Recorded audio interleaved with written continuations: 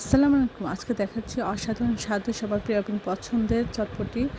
আমরা এখানে ৪-৫ ঘন্টা এই বুটটা ভিজে রেখে ধুয়ে প্রেসার কুকারে দিয়ে সিদ্ধ করেছি। আর ২ কেজির জন্য আমরা ৮টা আলু এভাবে মাঝখানে কেটে দিয়ে সিদ্ধ করেছি।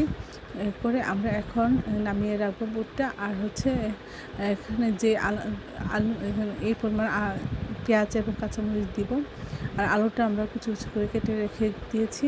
আর তেঁতুল আমরা ১ ঘন্টা ভিজিয়ে রেখে এভাবে হাত দিয়ে চটকে এভাবে ছেঁকে রসটা বের করে নিয়েছি। অর্ধেক আমরা দিব রান্নাতে আর অর্ধেক আমরা টক তৈরি করব। আমরা এখানে ৬টা ডিমের মধ্যে দুইটা হচ্ছে গ্রেট করব পরিবেশনের জন্য, আর 4টা আমরা রান্নায় দিয়ে দিব।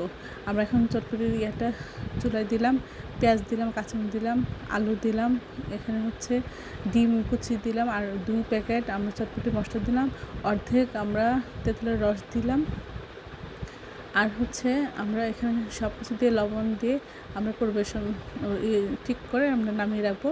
আর এখন টক তৈরি করতেছি। এর মধ্যে আমরা দিচ্ছি চটপটি মশলা, আধা চামচ মরিচের গুঁড়া, আর স্বাদ মতো চিনি, তারপর হচ্ছে বিট লবণ। সব কিছু দিয়ে আমরা টকটা তৈরি করে নিয়েছি। অসম্ভব মজা হয়েছিল টকটা। আসলে টকই কিন্তু চটপটির টেস্ট বাড়ায়। এখন আমরা পরিবেশন করব।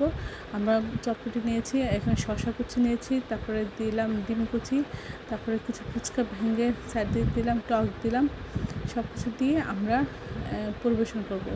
অসাধারণ হয়েছিল। আশা করি আপনারা এভাবে একবার হলেও বাসায় ট্রাই করবেন। সবাই আমার চ্যানেলটি লাইক এবং শেয়ার দেবেন, সাবস্ক্রাইব করবেন এবং প্রিয়জনকে বেশি বেশি করে শেয়ার দেবেন। আমার চ্যানেলে সব রকম রান্নার রেসিপি রয়েছে, আশা করি দেখবেন। আর এই অসাধারণ রেসিপিটা একবার হলেও ট্রাই করে নেবেন।